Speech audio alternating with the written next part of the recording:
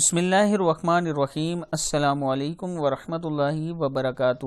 عابد راضی چینل کی طرف سے آج میں اپنے دوستوں کو قبر کی وحشت سے نجات کے لیے ایک دعا بتاؤں گا جو رسول اللہ صلی اللہ علیہ وسلم نے بتائی ہے۔ اس سے پہلے میں اپنے تمام دوستوں سے گزارش کروں گا کہ چینل کو سبسکرائب کر لیں، بیل آئیکن پہ کلک کر لیں تاکہ ڈیلی ویڈیو آپ دوستوں تک پہنچتی رہے۔ تو سٹارٹ کرتے ہیں آج کا لیسن۔ بسم اللہ الرحمن الرحیم۔